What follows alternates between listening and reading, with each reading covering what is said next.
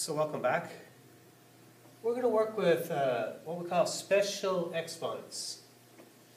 As I said, exponents imply repeated multiplication, but there are some that don't quite mean that. So we're going to look at a couple of guys that don't really mean the same thing as the others do.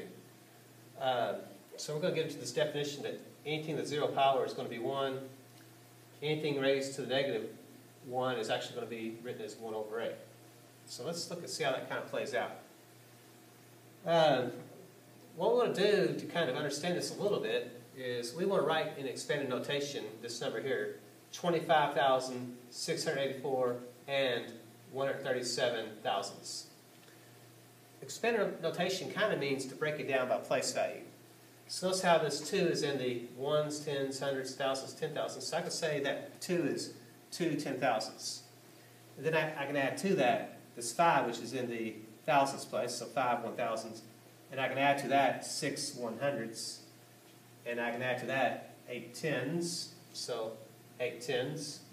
I can add the 4's in the ones place, so it's going to be 4 ones.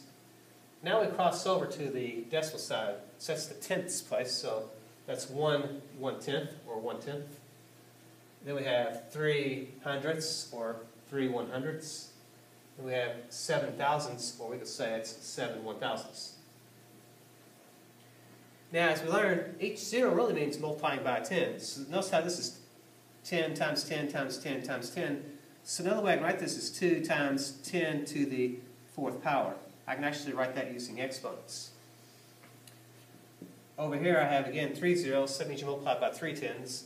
So I can say it's going to be 5 times 10 to the 3rd power. Then I come across and say, well, this 6 times 100 is the same thing as 6 times 10 squared. And then you have 8 times 10 to the 1st power.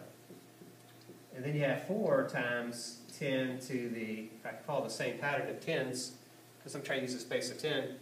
Notice how the exponents go 4, 3, 2, 1. So if I follow that pattern, it makes sense to say, well, this has got to be 10 to the 0 power. So 10 to the 0 would represent the same thing as 1. So this is where one way we can explain this little definition, that anything to the 0 power is 1 is in this example. Notice also we have 1 times 1/10, but again, I want to just use like base 10, my base of 10. So 10 to the what power?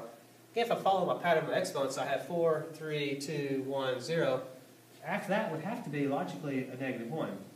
So what we pick up on is 10 to the negative 1 is another way to write 1/10. Or 1/10 can be written as 10 to the negative 1. So I can actually use what we call negative exponents. In doing so, I can change this then to 3 times 10 to the negative 2. And I can change this to 7 times 10 to the negative 3, if I follow that pattern on down. So that means that 10 to the negative 2 is another way to write 100th. And 10 to the negative 3 is another way to write 1,000th. So kind of what we're picking up on is, you know, a positive exponent kind of means repeated multiplication, but a negative exponent kind of implies the opposite, which means we're actually talking about division. So a negative exponent kind of means to divide by that number. So we divide by 10, or we divide by 2 tens, so forth and so on. So when I come down to a problem like this, 3 to 0, that's a special exponent. 3 to 0 would just be 1. Here I have 5 to the 0 plus 2 to the 0. But remember, anything to the 0 power is 1. So this really just means 1 plus 1, which is the same thing as 2.